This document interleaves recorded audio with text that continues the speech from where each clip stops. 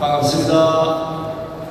자, 그 2층에 계신 분 좀 불편하시겠지만 내려오셔서 이 아래쪽 좌석에 좀 채워주십시오. 밑에부터 채우고 2층에 앉아야 되죠. 너무 오른쪽 편이 좀 자리가 비었어요. 자, 좀 불편하지만 안내하신 분들 안내하셔서 2층에 계신 분들 다 내려오셔서 이 오른쪽 이쪽 편에 좀 앉아주시기 바랍니다. 자, 카메라 영상이 돌면 이쪽에 비어있는 쪽에 보이시니까 또 2층에 계신 분 좀 불편하지만 내려오셔서 1층 자리를 좀 메꿔주시기 바랍니다. 어디로 가야 됩니까? 그쪽으로 가세요. 그쪽으로 가야 되는데. 자, 그리고 오늘 연사분들은 아래쪽에 계시지 말고 올라오십시오. 이게 지금 올라갔다 내려갔다 하는 시간이 많이 걸리니까 여기 연사석 따로 되어 있으니까 우리 한경 장군님, 서영 교수님, 손원배 목사님 전부 올라오십시오. 아니, 올라오세요.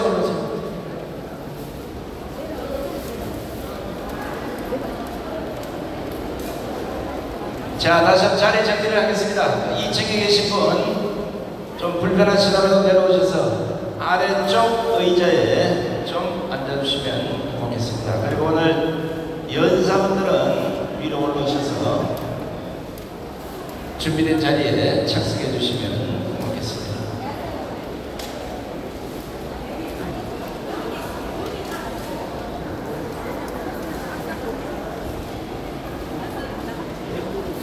자, 당초 시간보다 조금 시간이 지났습니다. 식사하고 오는 길에 이 시민회관을 제대로 못 찾아가서 한 서너 바퀴 뱅글뱅글 돌다가 앞에 찾아왔는데 바리케이트가 또 안 열려가지고 시간이 조금 지체가 됐습니다. 이 점 양해해 주시기 바랍니다. 자, 이제 전부 자리에 착석하시면 본행사를 진행하도록 하겠습니다.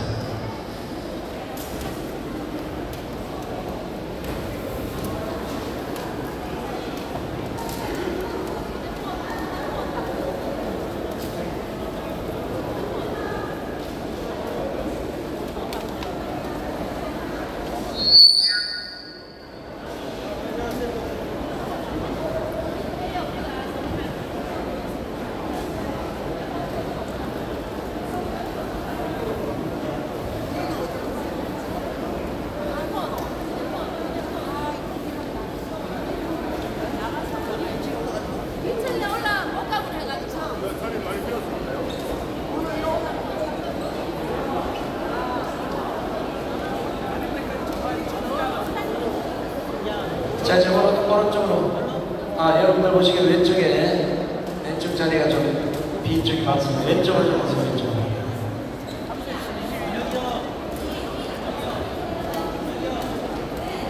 어제 대전 대회를 했고 오늘 대구 끝나면 내일 부산에 가요. 그러니까 여러분들이 이렇게 덤성덤성 의자가 빠져있으면 대구에 있는 사람이 안 모인다겠다. 보니까 전부 다 내려오셔서 여러분들 보시기에 왼쪽 자리, 저쪽에 빈자리를 좀 메워주시면 고맙겠습니다. 여기 지금 첫 번째, 두 번째, 세 번째는 됐고 여러분들 보시기에 왼쪽 이 자리를 그 2층에 계신 분 죄송하지만 좀 유튜브만 빼고 다 그냥 좀 내려오십시오.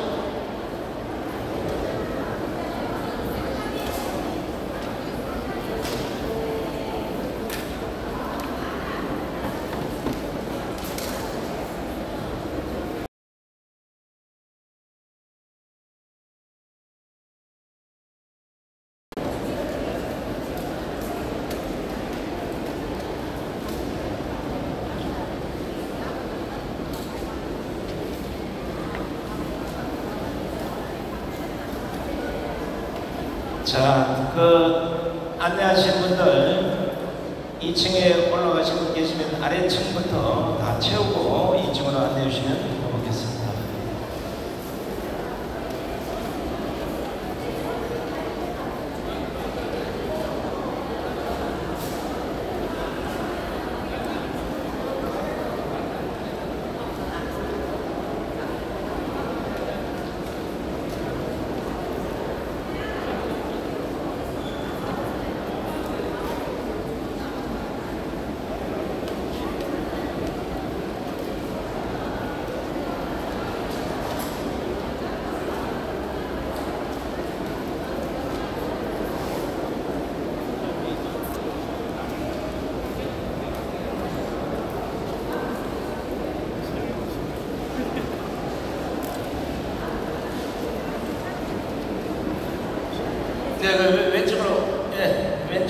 채워주시고요.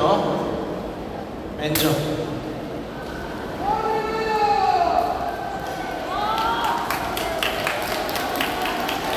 자, 이제 자리 좀 정리해 주시기 바랍니다.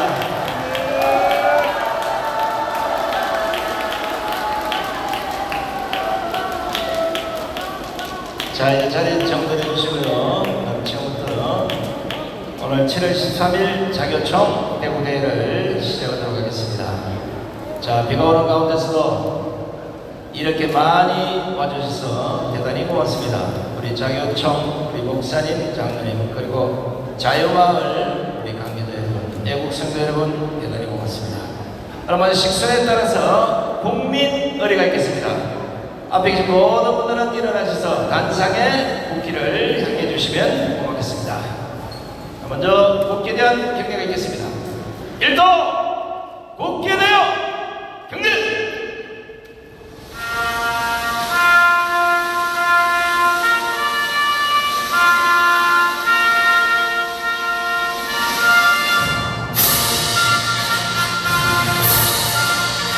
나는 자랑스러운 태극기야. 자유롭고 정의로운 대한민국의 무궁한 영광을 위해 충성을 다할 것을 굳게 다짐합니다.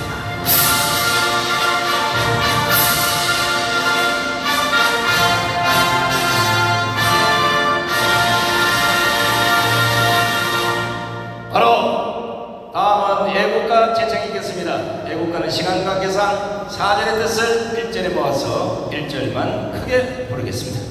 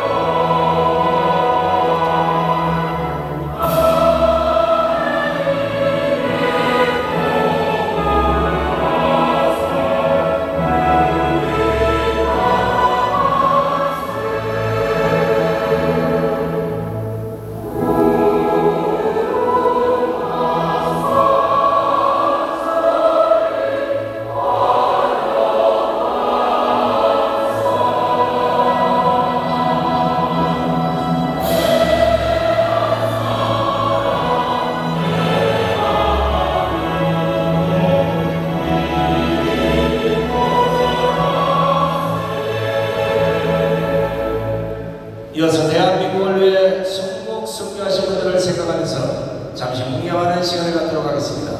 일동 묵념.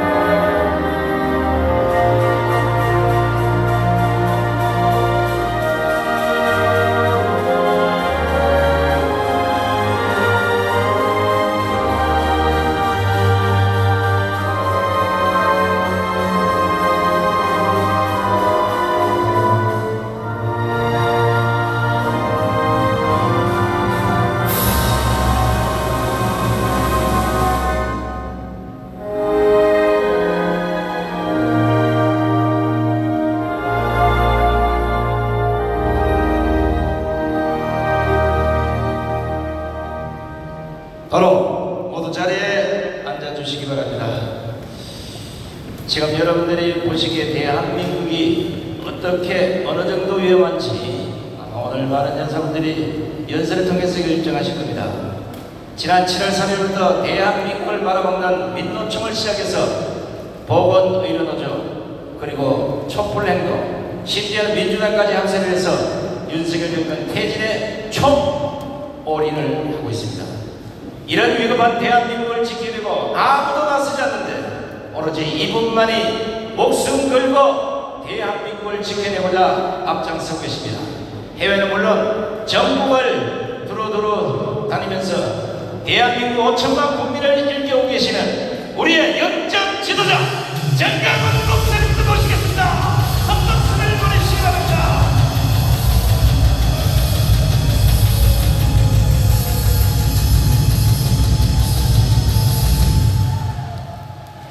존경하는 국민 여러분, 그리고 해외 동포들, 저희들은 지금 북한에게 완전히 점령된, 간첩들에게 완전히 장악된 대한민국을 다시 한번 살려보려고 우리가 지금 한국교회가 다 같이 일어났습니다.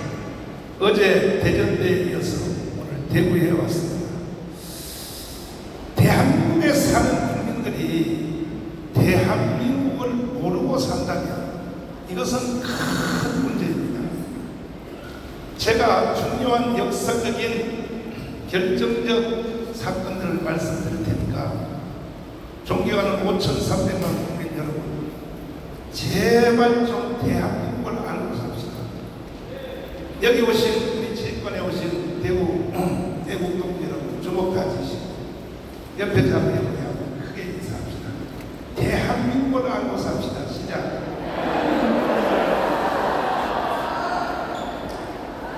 제가 수없이 연설과 강의를 했기 때문에 그나마 조금 눈을 뜨기 시작했으나, 그러나 지금 현재 상태로 가면 반드시 대한민국은 북한의 점령하에 들어갈 것이며 대한민국은 해체되고 북한은 넘어갈 수밖에 없습니다.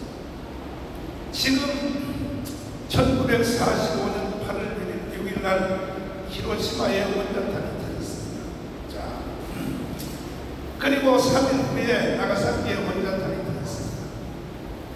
그러니까 온 국민들이 다 해방이 됐다고 춤을 추며 기뻐했습니다. 외국으로 피하여 있었던 그 모든 애국 지도자들이 다 기부하기 시작했습니다. 문제는 외국에 피하여 안주, 요즘은 실향이라고 합니다. 상해, 그 다음에 또 브라디보스토크, 연해주 이쪽으로 피하여 있었던 일제시대 때의 애국 지사들은 거의 다 90% 이상이 1917년 볼셰비키 혁명, 러시아 혁명에 다 감염된 사람이었어요. 이게 거의 다 좌파라고. 지금 현재 대한민국에서 일어나고 있는 종북 좌파들, 애국 동료들이 다 그렇게 됐어요. 왜 그러냐? 3.1 독립운동이 일어났을 때 미국은 지정학적으로 거리가 멀어서 도울 수가 없었어요. 근데 러시아는 우리와 대국이 붙어 있었기 때문에 러시아에 있는 볼셰비키 혁명 세력들이 거기에 참여한 일개 분과위원회가 고려인들이 참여했어요. 고려인들. 우리 한국 사람들. 그래 그 볼셰비키 혁명이 성공하니까 바로 참여했던 분과위원 중에 고려인, 그 중에 김안경이라고 하는 이 사람을 돈을 왕창줘서 상해에 있는 임시정부, 그것도 정부라고. 그게 뭐 정부입니까? 여러분 상해 임시정부 한번 가봤습니까? 한번 가본 사람 한번 손 들어보세요. 들어있네요. 홍 박사도 갔다 왔어요. 오, 예국자 맞구나. 저는 아주 오래전에 상해 임시정부, 그것도 정부라고. 거기를 가서 국민은혜를 하면서 한없이 울었습니다. 제가 도대체 이것도 정부라고 말이야. 뒷골목에 집 한 채에다가 2층 집짜리, 여기에 누가 앉았냐? 이 김구가 여기 앉았고, 조국현, 김무, 조수아, 김유식, 여우령, 내가 다 자기 자리로 확인해봤어요. 그래서 내가 애국가를 부르면서 나 혼자 집사람 둘이 국민은혜를 하니까 통역하는 그 조선족 아가씨가 남조선 사원의 선생님 왜 이렇게 우시나요? 야, 너는 한국 사람 아니냐? 이게 무슨 정부라고. 저는 통곡하고 그렇고 그 임시정부 건물을 새로 수리하는데 보금운동가 한다고 해서 나도 배급을 하고 집사람도 배급을 했습니다. 10만원씩. 그리고 몇 년 후에 다시 갔더니 내가 거기다 헌금했다고 이름을 거기다 써놨더라고요. 이름. 홍 목사님 헌금했어요? 안 했죠. 그것이 홍 목사하고는 하도 차이죠.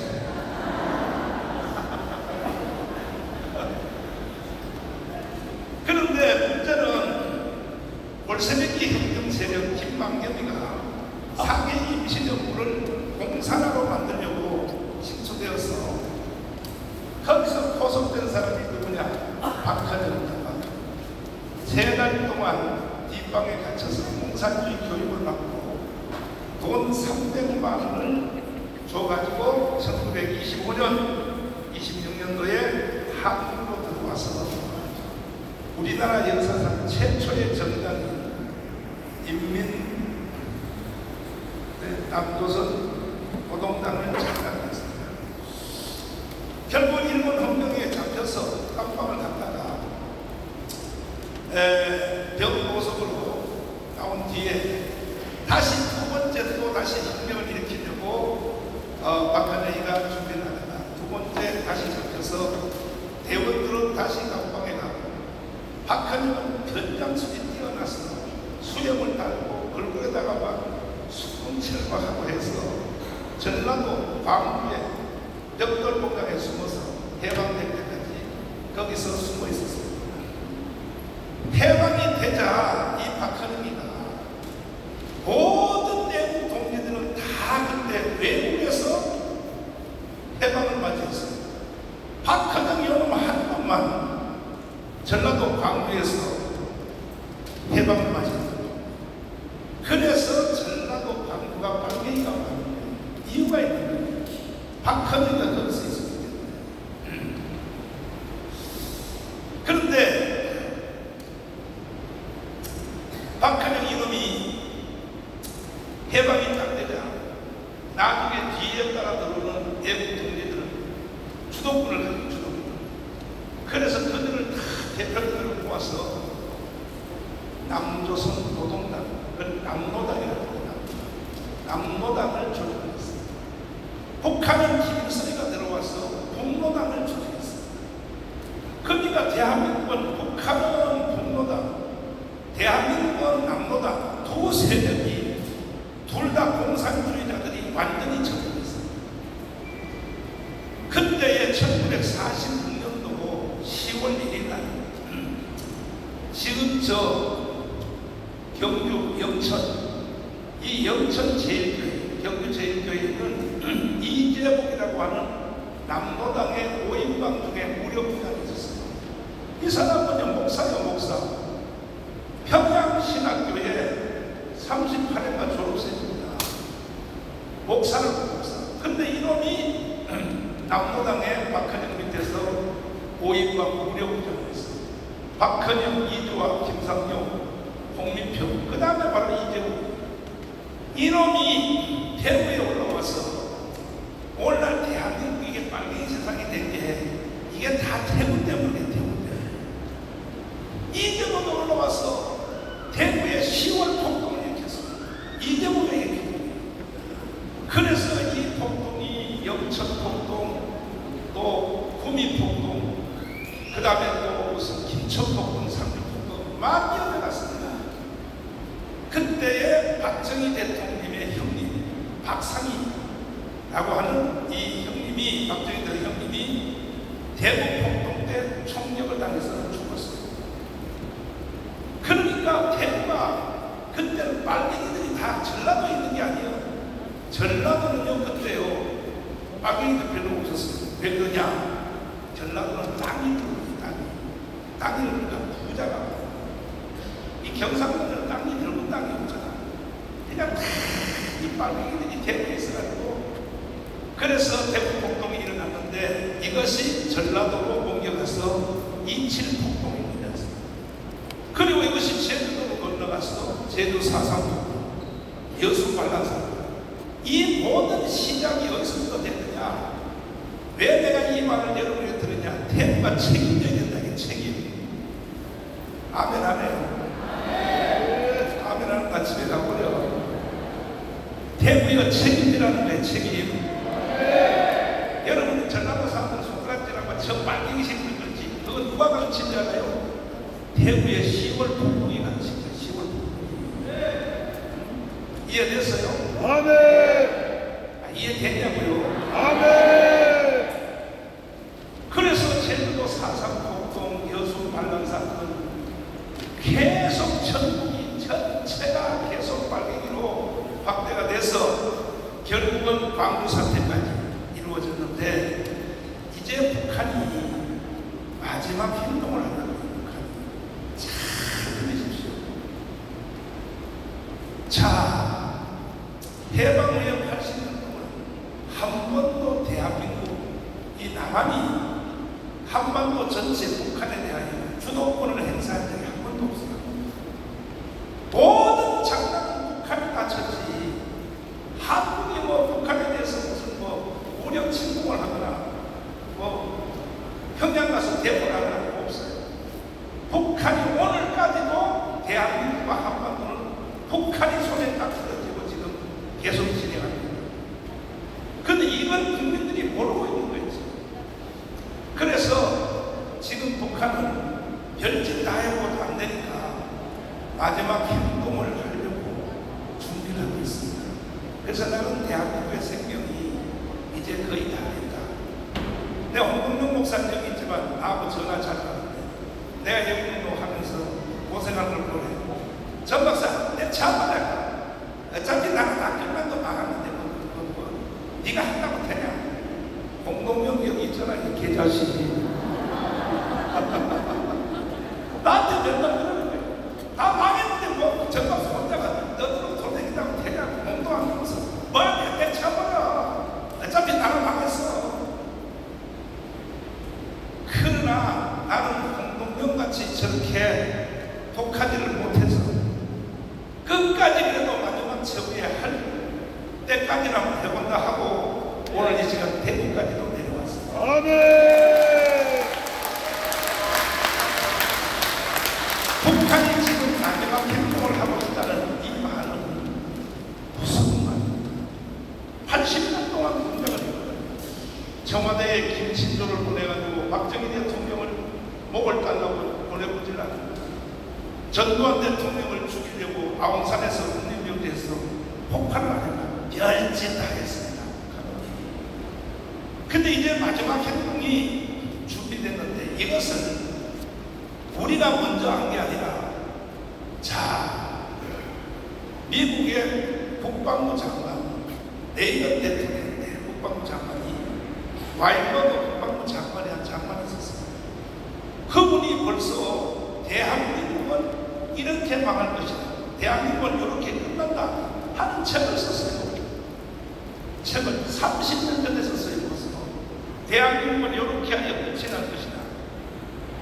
그 내용을 책을 내가 사서 5,300만 국민들에게 책을 내가 한 번씩 공짜로 사주면 좋겠지만 돈이 없어서 사줄 수는 없어가지고 또 책을 사줘도 여러분에게 나눠줘도 여러분이 읽어 안 읽어? 안 읽잖아. 이는 못 읽어. 그럴 줄 알고 내가 책 다 읽은 것보다가 더 잘 알 수 있는 것을 영상으로 만들었어. 대통령하는 우리 손담이가 요거 들어보면 570페이지 책 한 권을 한눈에 딱 알아챌 수 있도록 내가 들려드릴 테니까 토끼가 뭘 들을 때 길을 어떻게 해야 돼? 아이 대부분 멍청해. 그것도 몰라. 다시 토끼가 들을 때는 길을 어떻게 한다고? 그렇지. 아이 멍청하니까. 그럼 대답합니다. 길은 맞다고 그러잖아. 저기 봐요. 맞다. 멍청하다고 맞다. 뭐라고요? 뭐라고요? 멍청하다고? 그럼 맞다 멍청하다. 내가 멍청하다는 소리 안 했어요. 이 어르신이 멍청하다고 했어요. 그러니까 길을 잘 들으셨어. 이 말이 무슨 뜻인지. 이게 미국의 국방부 장관이 대한민국을 이렇게 망한다 하는 것을 영상으로 만들었다고요. 자, 한번 보시겠습니다. 여러분들은 대한민국이 멸망한다면 어떤 이유에서일 것 같습니까? 전쟁, 자연재해, 국가부도, 전염병. 전직 미 국방부 장관 캐스퍼 와인버거는 그의 저서 더 넥스트워를 통해 이렇게 예측했습니다. 내전. 만약 대한민국이 멸망한다면 간첩과 주사파의 공작에 의한 내전에 의해서일 것이다.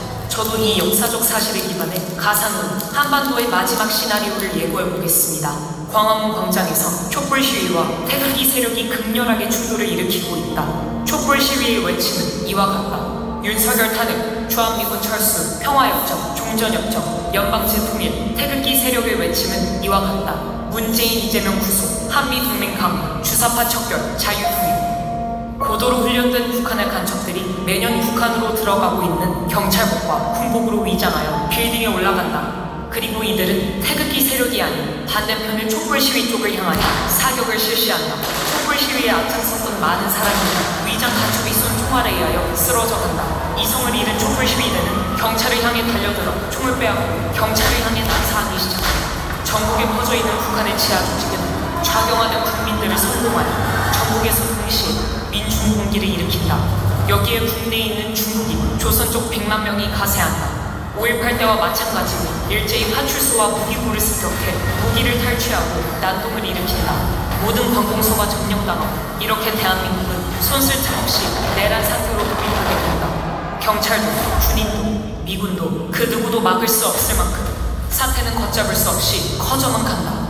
이렇게 한국의 내전 상태가 확대된 바로 이때 북한의 특수부대 군인들이 대한민국을 접수한 기습 남침을 한다.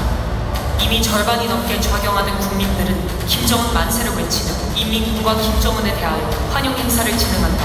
이렇게 대한민국은 돌이킬 수 없는 연방제 통일로 가게 된다. 이 상황은 대구 10월 폭동으로부터 시작하여 제주도 4.3 사건, 여순 반란 사건, 5.18 광주 사태에 이은 북한 공작의 완성이었다. 내부 반발을 억누르기 위해 모든 언론을 통해 성명서가 나온다. 모든 공무원은 그대로 유지되며 현재 치안 질서도 그대로 유지될 것입니다. 이렇게 모든 국가 권력을 완벽히 장악한 후 그들은 본색을 내보인다. 본보기로 김정은과 노동당의 호의적이지 않은 시민 1000만 명을 학살한다. 공산주의의 실체를 알게 된 국민들은 살기 위해 배를 타고 가장 가까운 일본으로 탈출을 감행한다. 그 숫자는 1000만 명에 달한다. 이렇게 1000만 명이 보트 피플이 되어 망망대해를 떠다니게 된다. 이것은 소설 속의 얘기가 아닙니다. 이번에 정권 교체가 이루어지지 않았다면 벌써 일어났을 일들입니다.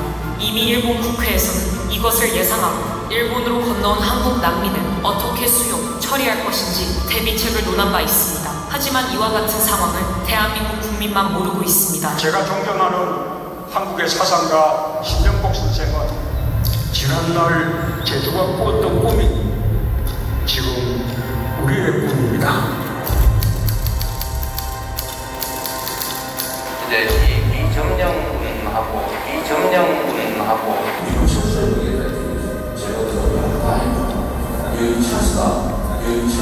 미군 철수가 신념인 이재명을 지지하는 국민의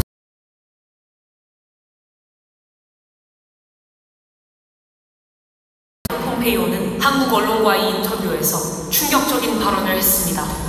Because tomorrow it will be you. 지금 이 상태로 간다면 다음 전쟁은 대한민국입니다.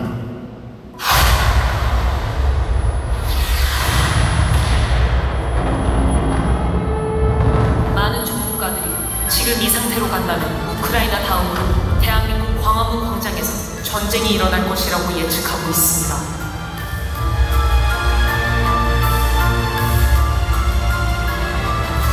다음 전쟁은 대한민국입니다.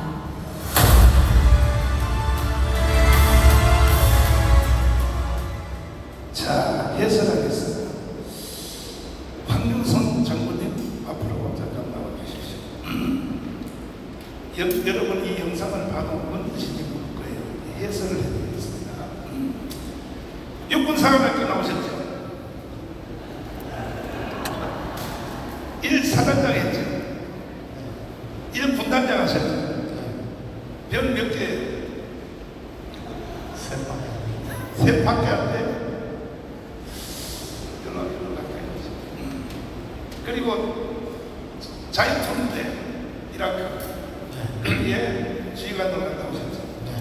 자, 한국의 최고의 작전 통제 이론데 한미연합사에도 근무하시고 영어도 잘하시고 실력도 있으시고 이 영상에 대해서도 해설을 제가 물어보고 있습니다. 이것을 예견한 그 와인버거 국방부 장관이 어떤 사람입니까? 캐스퍼 와인버거 미국의 제40대 대통령인 레이건 대통령인데 7년간 국방장관을 지냈습니다. 레이건 대통령이 임기 4년의 임기를 연임을 해서 8년 하셨기 때문에 그렇습니다. 그런데 이 와인버거는 미국의 아주 강성, 매파, 아주 공산주의 또 미국의 적에게 단호한 그런 인사로 유명하고 역대 국방장관 중에 가장 유심을 잘 잇는 지략가로 통합니다. 그런데 국방장관을 마치고 밖에 나와서 미국의 경제 학술지인 포브스라는 주제의 회장도 역임했습니다. 그러면서 1997년에 이 책, The Next War, 이 책을 저술했습니다. 이 책은 소설이 아닙니다. 국방장관을 지내면서 이 국방부에 있는 여러 가지 정보를 종합해서 실제로 앞으로 전쟁이 일어난다면 어디에서 일어날 가능성이 많고 어떤 형태로 진행이 될 것이라는 것을 어떻게 보면 전쟁 시나리오를 쓴 것입니다. 그 중에 우리나라, 한국에서 전쟁이 일어난다면 이런 형태로 시작이 되고 결과는 이럴 것이다. 이것을 오늘 목사님이 여러분들에게 소개한 것입니다. 나는 그 부분을 처음 들었는데 국방장관을 7년이나 했어요. 예. 레이건 대통령이 연임했어요. 연임했어요. 근데 한국은요, 대통령 하나가 5년 당선돼도 5년 됐는데 국방장관이 막 바뀌잖아요. 이런 거. 국방부 장관은 아마 평균 수명이 1년 조금 넘을 1년 넘었어요. 근데 이분은 7년을 했어요. 그 말은 뭐냐, 레이건이가 그만큼 신임했을 뿐 아니라 결국은 러시아의 음망을 해체시킨 맞습니다. 대통령이 레이건인데 실제 실무자는 바로 이 장관이 중심이 됐다. 그렇습니다. 그렇게 봐도 되겠습니다. 와인버거 장관은 레이건 대통령한테 강력하게 건의를 했습니다. 어떤 건의를 했느냐면 냉전 시대에서 그때 소련을 해체시키거나 소련을 무너뜨리려면은 그때까지는 군비 축소는 정책을 썼습니다. 미국도 소련도 군비를 좀 줄이고 그것으로 경제를 살리자 이렇게 했는데 와인버거는 예리한 통찰력을 가지고 소련을 약화시키려면은 군배 확산 정책을 써야 됩니다. 그래서 여러분들 영화도 나와 있는 스타워즈, 별들의 전쟁 그런 우주 개발에도 앞장서야 되고 그 다음에 선제 공격, 선제 타격 이런 것을 주장했습니다.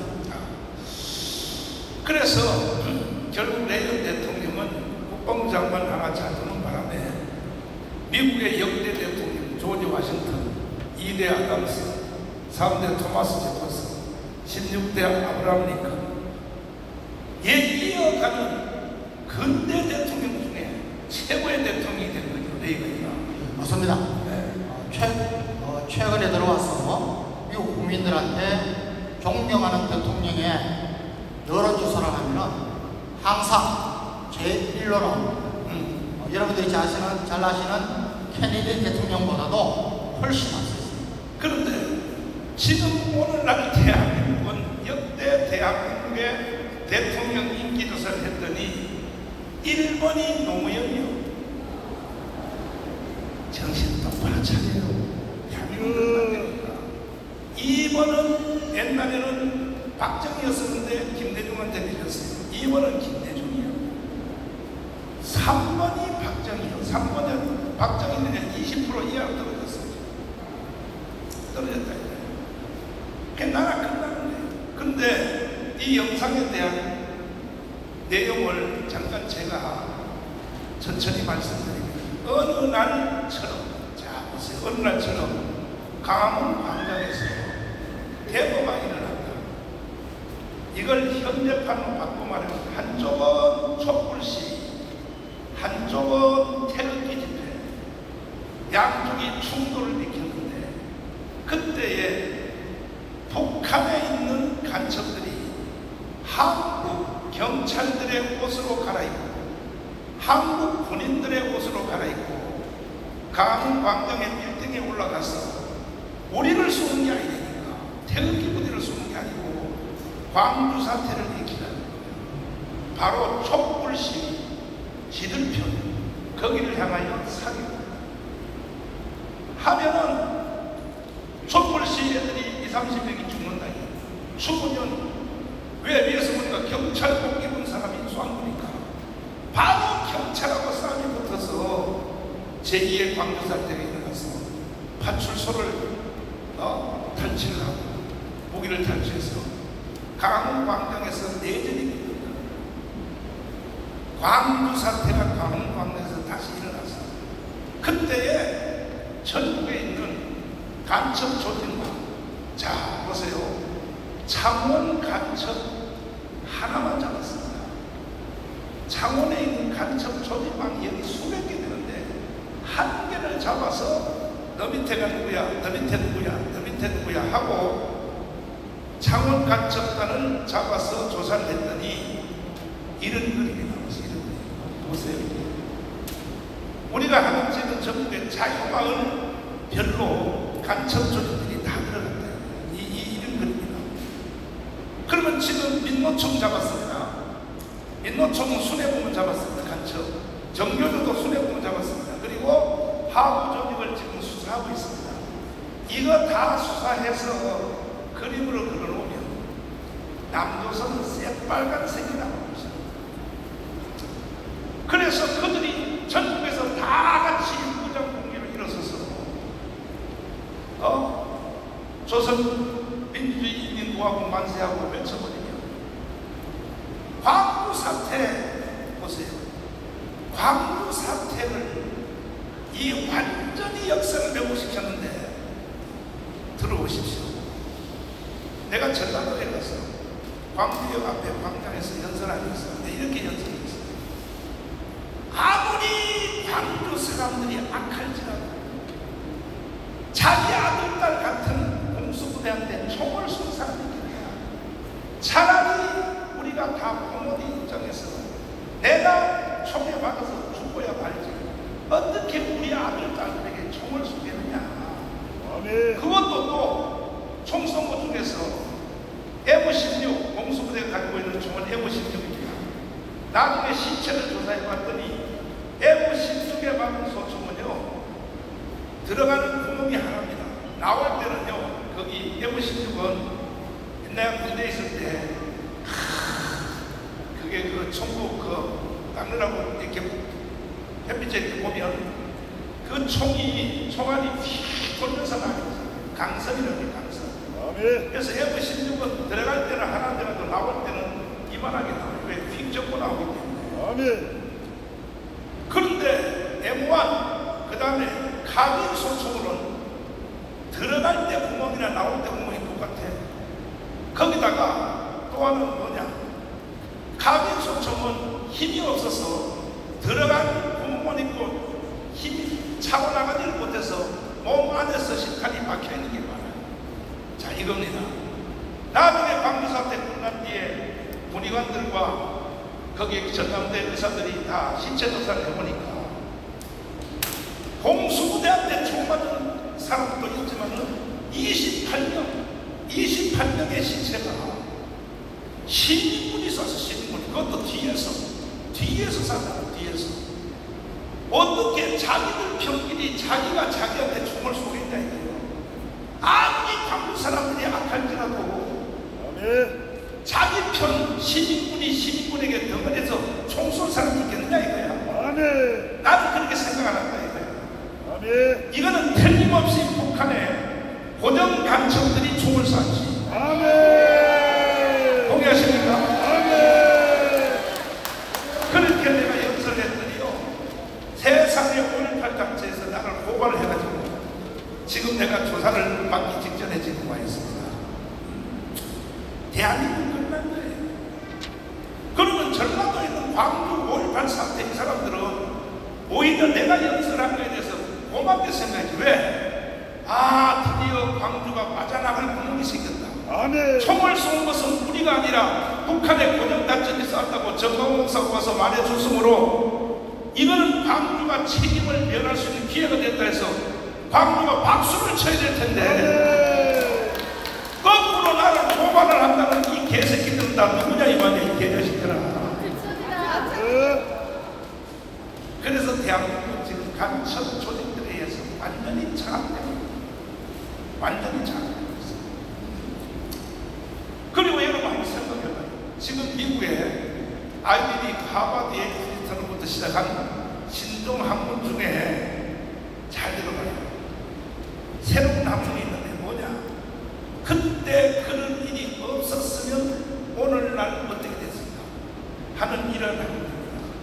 예를 들면 2차 세계대전 때 연합군이 노르만디 상륙작전을 안 했으면 오늘날 유럽은 어떻게 됐을까? 유럽은 완전히 히틀러의 세상이 되는 거죠.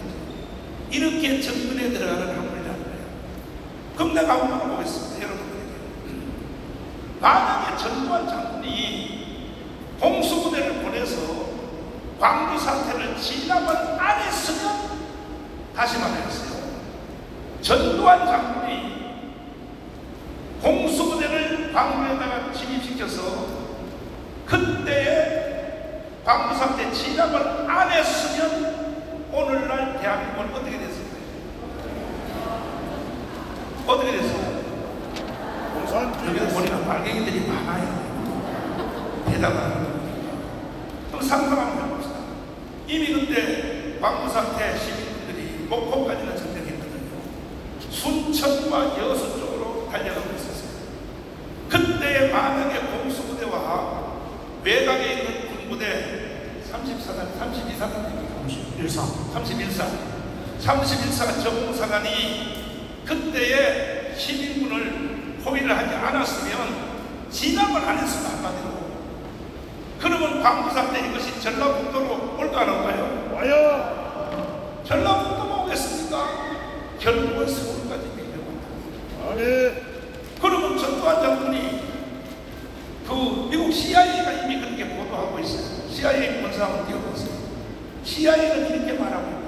잘 보시라고요. 첫째, 미국 CIA의 비밀 보고서입니다. 이거는 지금도 수정이 안 되고 있어요. 그대로입니다. 5.18은 공산당 간첩과 김대중 지지자들에 의해 합작품입니다. 그 다음에 두 번째, 폭동은 정적 선동군에 의해서 발생합니다.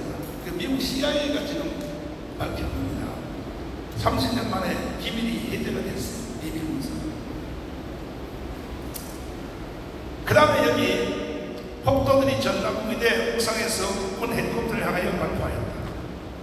한국 군인들의 훌륭한 이 말이 네 번째가 아주 중요합니다. 이 네 번째. 잘 들어보세요. 한국 군인들의 훌륭한 뭐 때문에? 뭐 때문에? 한국 군인들의 공수부대를 말합니다. 훌륭한 자제력 때문에 최소한의 희생자가 나옵니다. 박수 박수. 동의하십니까? 그런데 공수부대가요 그냥 F-16 가지고 내리 갈려버렸으면 어떻게 될까요? 엄청난 상황입니다. CIA가 지금 이거 하는 거 동의하십니까? 그럼 저는 1980년 5월 18일 날 5.18 사건이 났는데 저는 80년 4월 말까지 광주 보병학교에서 OAC 교육을 받고 있습니다. 4월 말에 제가 중대장을 하기 위해서 OAC를 수료하고 부산으로 갔는데, 그래서 광주 사태에 현장에 없었습니다. 그런데 제가 대대장을 13공수여단 공수부대 대대장을 했습니다. 그런데 장교들이하고 다 전역하거나 다른 부대로 다 갔지만은 부사관들이 있었는데, 부사관들을 많이 제가 관심이 많았기 때문에 광주 사태 참여했던 하사관들, 예, 부사관들. 옛날에는 하사가 했는데 지금 부사관. 하사가 더 나은데. 그래서 물어보니까 정말 지금 이렇게 원비어처럼 나오는 것은 있을 수 없는, 이미 그때 우리 군의 수준은 그 정도는 벗어났고, 제가 대대장을 하면서 충정훈련이라고 했습니다. 앞으로 이런 계엄령이나 이런 상황이 있을 때에 투입하기 위해서 상당히 준비를 많이 했습니다. 근데 그때 제일 강조하는 것이 뭐냐면 절대 개인 행동을 하면 안 된다. 개인 행동을 하면 안 된다. 그래서 뭐 술 먹고 뭘 한다? 개인이 뭐 성폭행을 한다? 있을 수 없는 이야기고, 그 광주 사태에 대해서 도움을 받아가지고 지금은 모든 상황 전개를 전부 CCTV에 찍도록 되어 있습니다. 그래서 제가 참여는 안 했지만 참여한 사람들의 이야기를 들어도 거기서 나오는 여러 가지 연변은 절대 아니고 군인들이 자제력을 많이 갖췄습니다. 그러니까 공수 대대장 하실 때 공수부대 대대장님은 그래도 책임자 아닙니까? 만약에 제2의 광주 사태 같은 일이 일어나면 무조건 그냥 내리 갈겨라 이렇게 가르쳤습니다. 있을 수 없죠. 처녀들은 다 성폭행하라 이렇게 가르쳤습니다. 아니죠. 그러면 제가 지금 여기 있겠습니다. 그런데 어찌 아니오 전두환 장군이 공수부대를 투입해서 광주 시민을 학살했다고 이렇게 역사가 고정되어 있다고. 그래서 전두환 대통령을요, 세상에 그 나이 많은 90대는 나이 연세 드신 분을 광주로 끌어내가지고 재판을 하고, 이번에 나도 광주에서 재판하려고 광주 경찰서에서 조사하러 오라고 하는데 안 간다고 했어요. 안 간다고 했어요. 그러면 안 가면 체포영장 때린다 그래서, 아니 체포영장 때려. 그럼 내가 다시 수갑에 차고 내 끌려서 가면 갔지 내보내러 안 간다. 그랬더니 광주경찰서에서 뭐라고 했단 말이야. 하도 내가 세게 나가니까 그러면 교회로 조사를 하러 갈 테니까 교회에서는 조사를 받아주겠냐. 좋다. 교회로 와라. 교회로 오면 내가 조사를 받아. 그리고 나서 내가 또 변호사님한테 물어봤더니, 목사님 교회로 와서 조사를 해도 조사받으면 재판은 또 광주 가서 받아야 된다. 그게 절대하면 안 된다. 그래서 내가 교회 와도 조사 안 받아? 내가 그랬어. 그랬더니 결국은 어떻게 해? 그래서 결국은 조사하는 기관도 내가 사는 종합경찰서로 광주에서 이송을 했더라고요. 그래요. 조사 하나 많아요. 이거는 무죄야, 무죄. 아니 세상에 오늘 여러분 막 모든 언론 막 연합뉴스 뭐 KBS, SBS 온 방송이 지금 정광훈에 대해서 막 떡치를 했는데 여러분 여기서는 못 봤죠? 아니 박원순이라는 이 개자식이 세상에 사람 제1교회 때문에 코로나가 서울 시민들에게 다 번져가지고 전철을 타는 사람의 숫자가 줄어들어서 전철을 많이 안 타서 서울시가 손해봤다고 50억을 나한테 재판을 걸었어요. 박원순이가. 아니 세상에 전철을 덜 탄다. 그 피해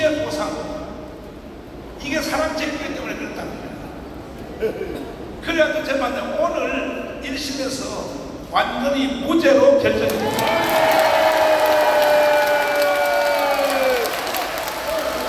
아니 사람들이 내 재판을 걸걸거려야지. 전철에 타는 숫자가 줄어들었다고 그게 정광훈 책임이다. 이 아이 개.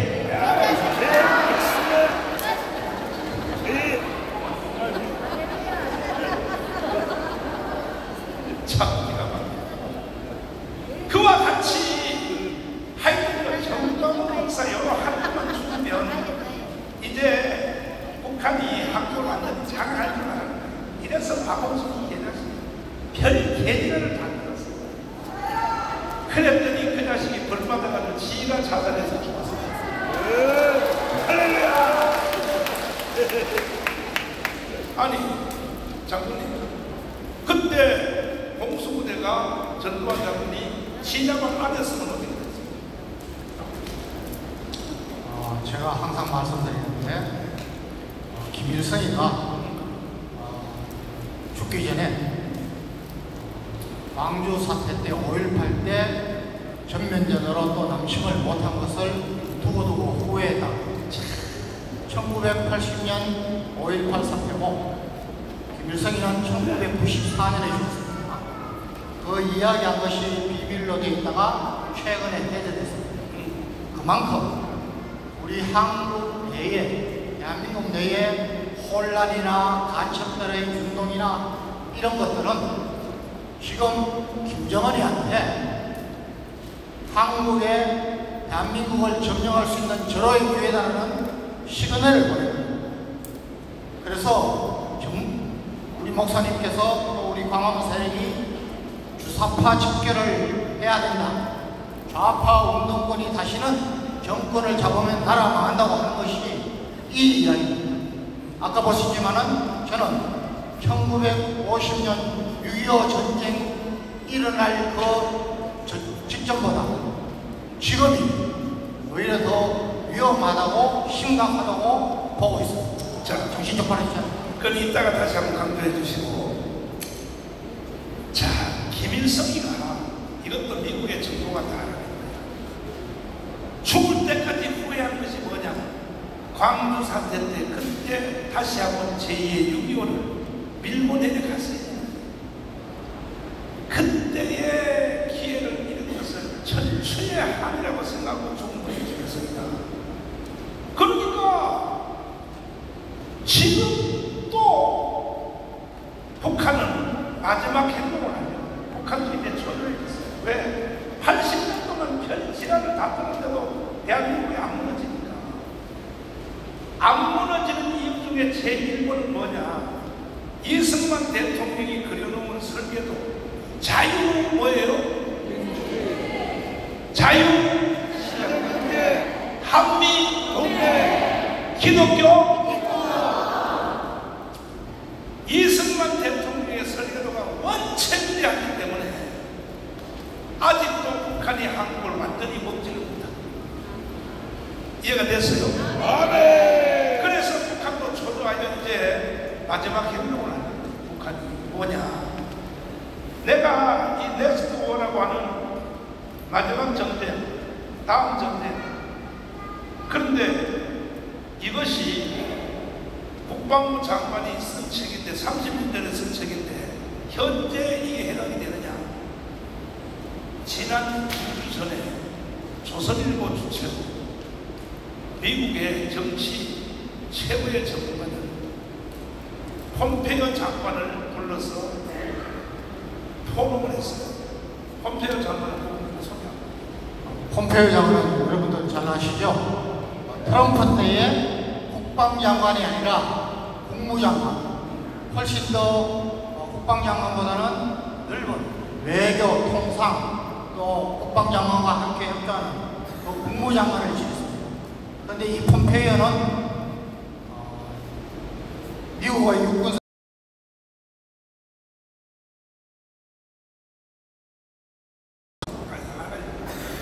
장로님은 역사에서 몇 등을 적어놨어요? 조금 했습니다. 내가 소문에 의하면 10등 안에 들어갔다고 그러네요. 그래요. 근데 경북 총무이 어떻게 그렇게 공부를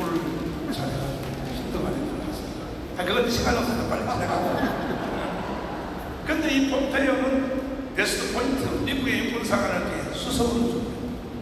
그 다음에 CIA 국장이었어요. 그 다음에 하버드 법대를 또 법대인지 제가 잘 기억이 안 나는데 하버드대를 또 아주 우수한 수석입니까? 또 졸업했어요.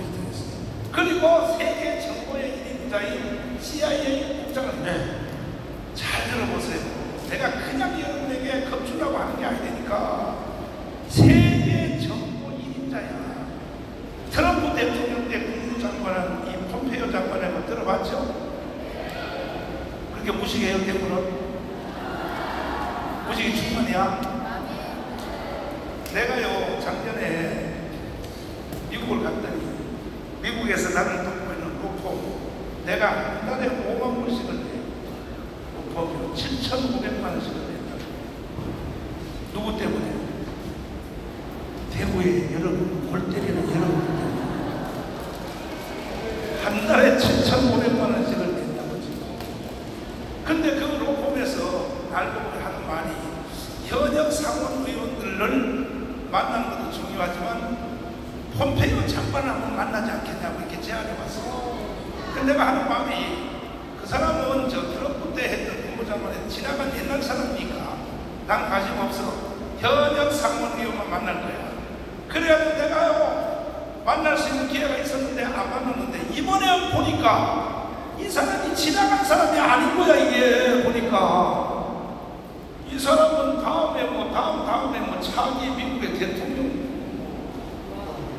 꾸준히 이야기가 나오고 있습니다.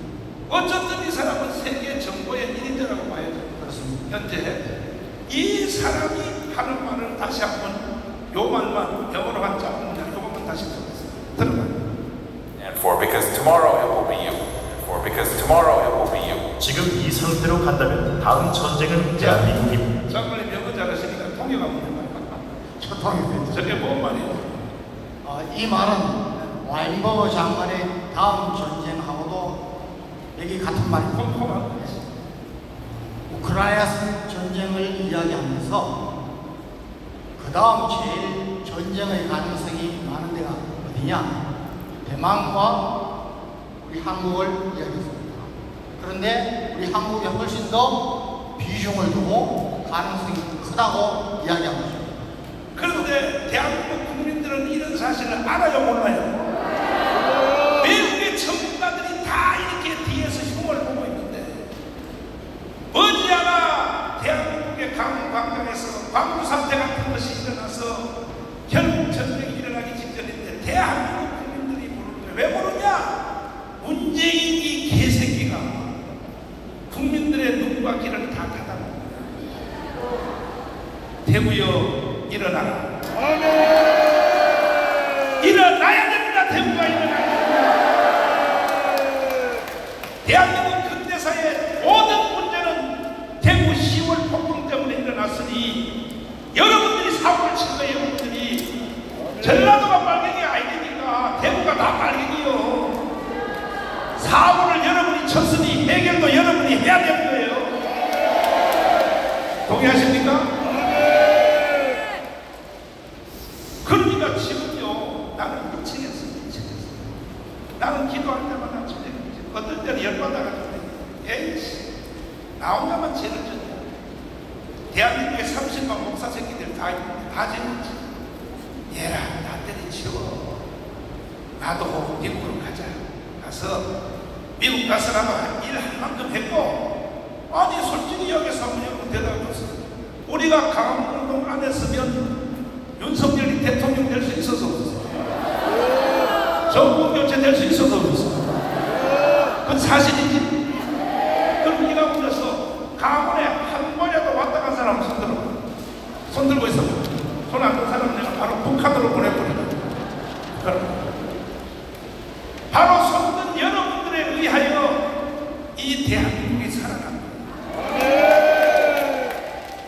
안 그러면 이재명이가 대통령 됐으면요 이미 끝나버렸어요. 이재명은 무서운 사람이요. 이재명의 정책의 제1호가 뭐냐? 주한미군 철수다. 주한미군 철수. 그리고 아까 문재인이 개자식이 제주 4.3 사건에 가서 하는 말 들어보세요. 제주 4.3 사건의 무장폭동의 꿈이 우리의 꿈이래. 물어보겠습니다. 제주 4.3 사건 김달상 이덕과 일으킨 무장폭동의 꿈이 여러분의 꿈 맞습니까?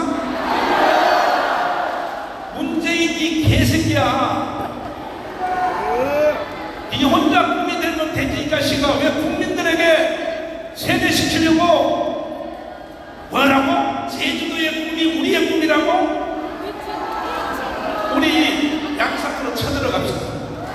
일단 집회만 치고 쳐들어가. 저 새끼를 경찰도 안 잡고 윤석열 대통령도 지금 체포 안 하고 뭔가 윤석열 대통령도 뭔가 좀 문재인한테 채잡힌 게 있는지 못하니까 우리가 가서 현장 체포해서 보세요. 6.25 때 일제시대 때부터 남로당에 가입을 했어. 전라도에 전주에 사는 할아버지가 살아 계세요. 97살이야 97살. 올해 98살이에요. 이분은 옛날 해방되기 전에 이미 박한영의 남로당에 가입을 해서 공산주의 활동을 하다가 인민군이 6.25 때 내려오니까 완장을 딱 채워주니까 완장을 딱 채워주니까 동네 어른들을 데려가지고 찔렀어요. 그러다가 낙동강 전투까지 갔던 인민군이 다시 북한을 존경하니까 엄마가 하는 말이 야 큰일 났다.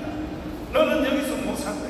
남한에서 너가 대낮을 찔러가지고 여기 동네 지주들을 찔렀으니 너는 차라리 북한에 인민군을 따라 올라가라. 그래서 충청도 영동을 지나서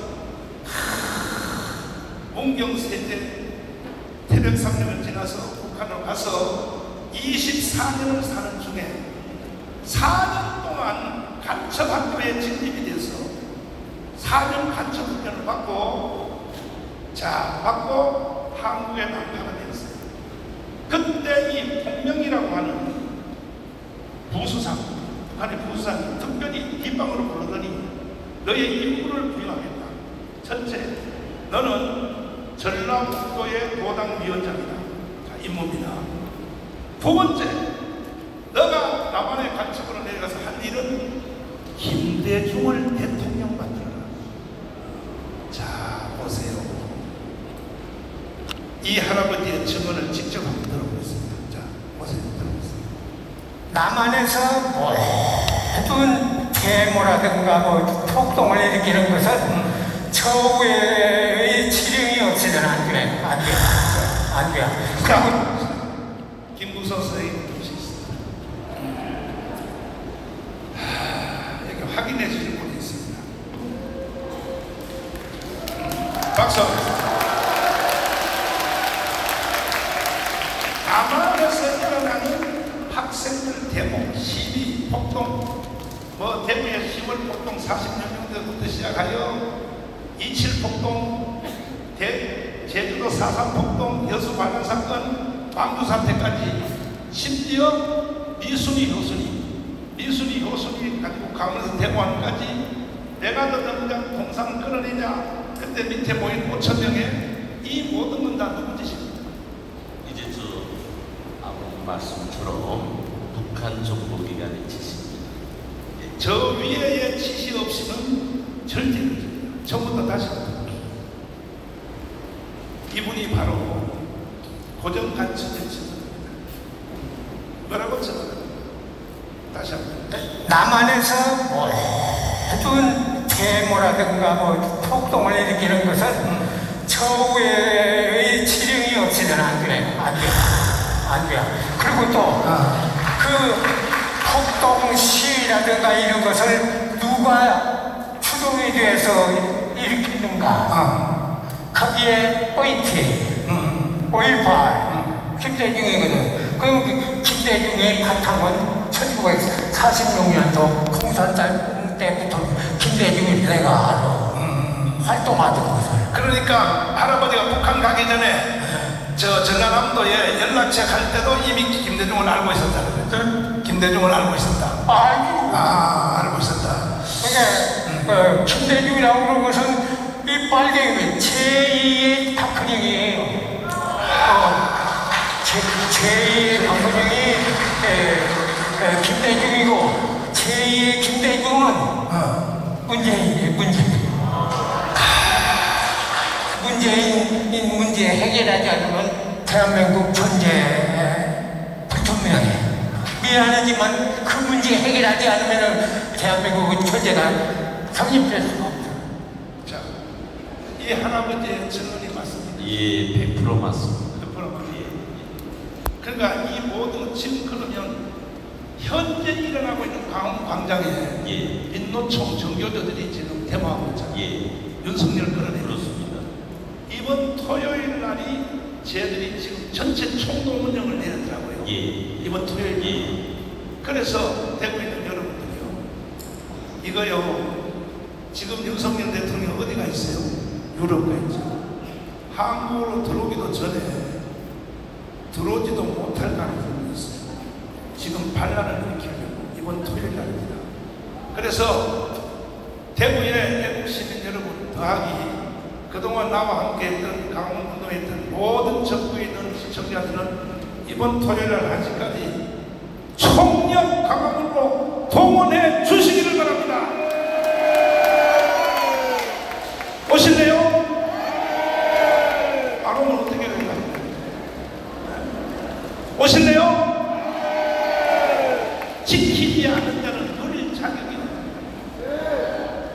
우리가 한번 해봐서 알잖아요. 아니 다시 말씀드릴게요. 5년 전에 우리가 강원에서 이렇게 애국운동을 안 했으면 오늘날 대한민국이 존재해요? 끝난 거예요. 끝난 거야. 내가 미국에 내가 감방에 있을 때 7가지를 결단했는데 내가 다시 하나님이 살려줘서 감옥에서 나가면 제1번 반드시 김정은 저 새끼를 죽여버린다. 김정은 한 놈만 죽이면 북한의 2,500만의 이 국민들을 다 건질 수 있는, 한국에 있는 이 주사파애들을 싹쓸이 할 수 있는 거예요. 왜 김정은을 안 죽이고 왜 변방에 쓸데없는 짓만 하냐 이거예요. 그런데 하나님이 나의 소리를 들으셔서 이제 김무선 선생님을 남조선으로 보내주셨습니다. 박수. 그래서 김무선 선생님이 반드시 3년 안에 김정은의 목을 따겠다. 근데 그렇게 말하시면 북한 갇혀갈 때 죽으려고 어떻게 무서워서 싸움 이기자고 한 것이고요. 생명을 귀히 여기면 이기지 못합니다. 성경에도 있어. 죽고자 하는 자는 살 것이요, 살고자 하는 죽는다. 그렇습니다. 성경을 더 잘하신다 이래버려. 그렇게 믿음 줘서 감사합니다. 근데 우리 김 선생님이 처음에 우리 교회 왔을 때 내가 예수님을 영접시키려고 로고스 예수에 대해서 내가 30분 설명을 하고 예수님을 영접하겠다니까 좋대. 그래서 내가 영접 기도를 따라시켰어. 기도해 주면서. 그랬더니요, 그 다음 주부터 교회 와서 앞에 앉아서 계속 물어. 설교 시간에. 할렐루야. 여러분은 한 번도 안 물어봤지. 창조 이후로 계속 그러면서 하는 말 좀 들어봐요. 나는 처음에 북한에서 올 때 내가 살림이야. 장성택 계열의 줄을 잘못 타서 장성택이 체험되는 거 보고 자기한테 수사가 쫓아오는 걸 보고 자기의 생존을 위해서 남한테 왔는데 이제 예수님을 영접하고 보니까 하나님이 나를 남조선으로 보내주셨습니다. 그 누구도 못하는 일을 정강훈 목사님을 도우라고 김정은의 목을 따라고. 다시 한 박수.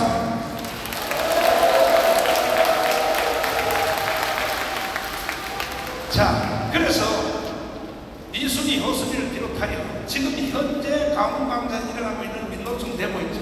이 모든 데모도 북한에서 진행해요. 그렇습니다. 내가 전체적으로 실무적인 가장 곧 방법을 알려주지요. 우리 대한민국에서는 자유국가다라니까 이제 제가 말하는 걸 좀 이해할 수 없는데요. 북한은요, 도로 하나를 내도 통치자의 기준을 바꿔야 도로 하나도 냅니다. 그러니까 지금 우리 대한민국에서 폭동이죠. 한마디로 작은 폭동, 큰 폭동, 좀 엄중히 말하면 항쟁으로 지금 가고 있잖아요. 이 모든 것은 담당 대남 공작 부서에서 착상을 해가지고 김정은이한테 보고해가지고 김정은이 재가가 떨어져야 그렇게 합니다. 그래서 제가 자꾸 말씀 올리는 것처럼 이 80년의 오랜 역사 속에 북한 집권당으로서 세습 체제로서 언제 한 번 변동 없었어요. 이건 무슨 말인가 하면 북한의 최종 목적은 남조선 해방에 있다고 해요. 반면에 우리 대한민국은 자유민주주의 체제라고 하니까 5년에 한 번씩 대통령이 바뀌면서 국가의 정책도 변경됩니다. 제가 좀 비판적으로 말하면요, 좌파 대통령이라고 해서 전 대통령의 정책을 가지고 안 가요. 자기 얼굴을 생각해가지고 또 별다른 정책을 냅니다. 그래서 우리 대한민국은 보수 정부라고 해도 정통성이 없습니다. 행하게 말하면 5년생이에요. 5년 해먹고 나가면 또 들어와서 또 5년 해먹고 나가고, 그러다 보니까 이 국가의 정통성이 희미하게 회색을 띠게 되는 거죠. 반면에 좌파는 이제처럼 80년 동안 북한의 주체 사상을 핵심으로 한 정신사상 교육을 받아가지고 조선노동당의 투쟁 방법 그대로 한 걸음 한 걸음 진전해가지고 오늘과 같이 눈에 보이는 거 없이 무서운 거 없이 정부를 반대해서 투쟁하고 있어요. 하나 설레들죠. 지금요, 윤석열 퇴진 운동본부 준비위원회가 37개 단체로서 도와줬어요. 다 아는 것처럼 1년 전부터 진행하는 촛불운동 행진연대가 있지요. 어제 그제 이제 이 퇴진운동본부에 같이 합세했습니다. 해가지고 이들이 구호는 뭐냐? 각 당, 각 파, 각계 각축과의 연대를 해가지고 인민항쟁으로서 윤석열 정부를 퇴진시키는 거예요. 여기서 꼭 알려야 될 거는 이들이 말하는 각 당, 각 파, 각계 각축, 이 수로는 북한에서 쓰는 용어 그대로입니다. 각 당, 각 파, 각계 각축의 근로 인민을 하나로 묶어 세운다. 이거는 북한 노동당이 역대 써온 정책의 수로며 해방돼서부터 그 수로를 써왔어요. 이렇게 오늘날의 좌파는 김일성의 세력으로서 단어 하나까지 북한에서 그대로 주는 그 단어 그대로 사용하고 우리 자유민주주의 체제를 민주항쟁으로서 파괴하려고 책동한다는 걸 꼭 아셔야 되겠습니다. 자, 북한에 있을 때 통정부에서 계셨죠? 저는 당하고 그리고 지금 결혼국이지만 반대 연락 거의 남조선 혁명을 완성하는. 근데 10년 만에서 남조선에다가 간첩을 파송하는 거기 계셨죠? 그래서 지금 한국에 와서 보니까 선생님이 보낸 간첩들이 일을 잘하고 있어요. 해도 너무 잘합니다. 너무 잘하고 있어요. 그 선생님은 누가 저 사람이 간첩인지를 이제 다 알아서 그때의 문재인 정부 때 저 사람 간첩이다, 저 간첩이다, 내가 파송했다 하니까 국정원에서 나가라고 했죠. 작동이 안 돼요.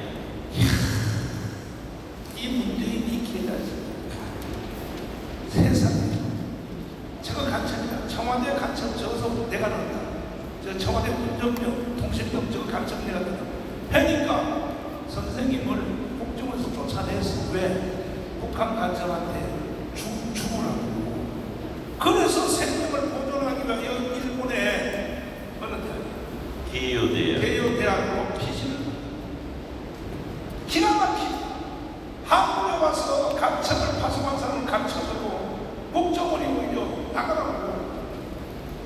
그래서 대한민국이 이렇게 살아있는 게 기적이요, 기적.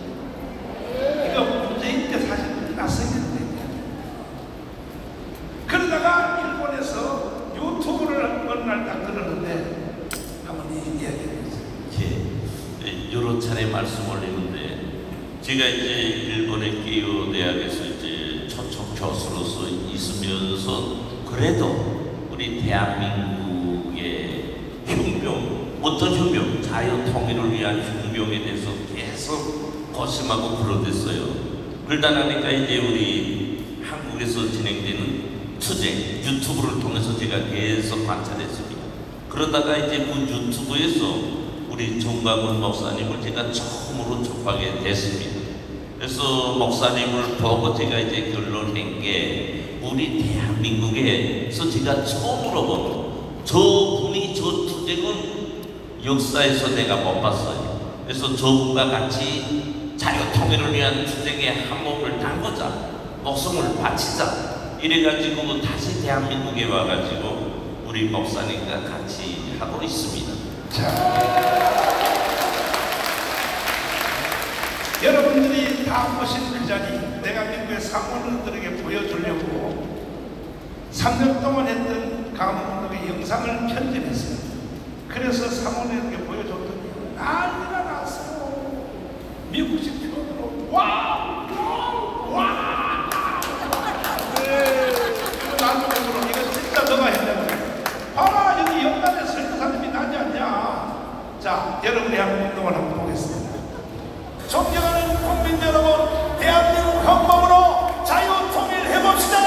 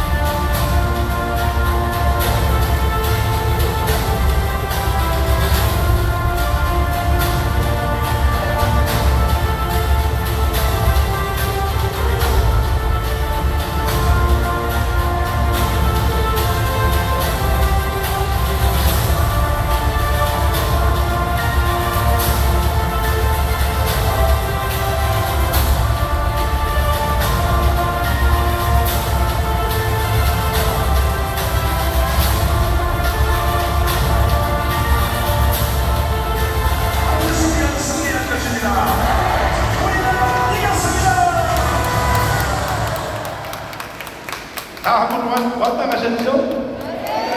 이 중에서 영하 12도, 15도가 되는 추운 날, 그 전날 진눈깨비가 온다. 밑바닥은 다 얼음이에요. 얼음인데 거기다 스트로브 한 장 깔고 오포 한 장을 넣고 이러고 있습니다. 이게 6.25 전쟁 그림이 아니라 청와대에서 우리가 투쟁할 때 요거까지도 여기 한번 물어본 사람 있다. 어이구 웬 대구에 이 시간이들이 많아. 이게 희생 없이 되는 일. 여러분이 추운 영하 15도에 얼음 위에다가 이 아줌마는 요 이불도 안 덮고 자고 이것 때문에 대한민국이 살아났고 윤석열이가 대통령이 되고 정권 교체가 이루어진 것입니다. 그래가지고 정권 교체를 해줬더니 세상에 이 지금 대구 경북을 중심한 국민의힘 정당 있잖아요. 자 보세요. 우리 한국교회는 80년 동안 맹목적으로 우파 정당을 지지해왔어요. 이승만 때는 자유당, 박정희 때는 뭐예요? 공화당, 전두환 때는 민정당, 박근혜 때는 한나라당, 새누리당, 자유한국당. 일반적으로 한국교회는 우파 정당을 지지했어요. 맞죠? 아멘. 맞죠? 경북 대구도 일반적으로 우파 정당을 우리가 지지해왔는데 그런데 말이야 세상에 자기가 대통령 후보 대통령을 박근혜를 탄핵을 시키고 지금 전두환 대통령은요 장례식도 못하고 있어요. 기가 막히죠. 전두환 대통령이 돌아가실 때 유언을 뭐라고 했어요? 나는 죽으면 국립묘지에도 필요 없다. 왜? 쟤들이 국립묘지에 거기 안 받았다니까. 북한이 보이는 산에다가 내 화장할 때를 보낸다. 나는 죽어서도 북한을 보고 북한을 대한민국을 지킨다. 그래가지고 돌아가신 뒤에 유언대로 화장의 그 가루를 북한이 보이는 산에다 뿌리려고 했더니 자박발갱이 환경단체가 환경오염된다고 그것도 장례식도 못하게 해서 지금 안방의 유골이 지금 안방 이순자에서는 안방에 처해 있어요. 경북 대구요 이런 것을 보고도 가만히 있습니다. 그래서 대구가 멍청하다 말하는 거야. 박근혜가 탄핵되는데도 여러분들이 가만히 있었잖아요. 지금도요 보니까 그래서 우리 한국교회는 도저히 안 된다 해서 12개 교단 중심하여 합동, 통합, 강리교, 성결교, 천대교, 순복음 12대 교단을 중심하여 전체 우리 교단이 하나가 되어서 반드시 대한민국을 예수, 한국, 그 다음 뭐요? 해내위하여 지난주에 장충체육관에서 이게 우리나라 역사적으로 처음이었죠. 아멘. 그 일이 이루어진 걸 보고 어떤 목사님이 나한테 전화 와서 농담을 이렇게 말해요. 이야, 정 박사 대단하다. 왜? 이거는 우리나라 교단은 하나로 만든다는 게 예수님이 직접 와서 해도 안 된다는 거예요. 그렇게 싸움을 잡아요. 그런데 이것이 지난주에 12개 초대형교회가 다 하나로 뭉쳐졌습니다. 그래가지고 우리가 이제 자연통일함을 해보자. 예수하고 공통을 해보자.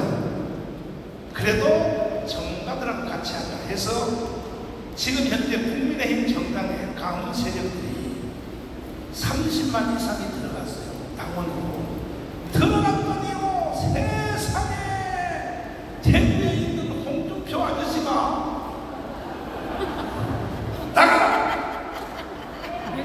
나가라! 아니 도대체 저 중심 나간 사람들이 자기들을 도와주려고 들어갔는데 그 다음에 현재 또 당대표는 김기현 장로님은 정강 목사님은 제발 입을 좀 닥치라. 이야 저 짱구 같은 놈들 말이야. 심지어 홍준표는요 가짜 집사인데 집사밖에 안 된 놈이 정광훈은 나보고 사이비 종교라는 거예요. 홍준표 아저씨 잘 들어.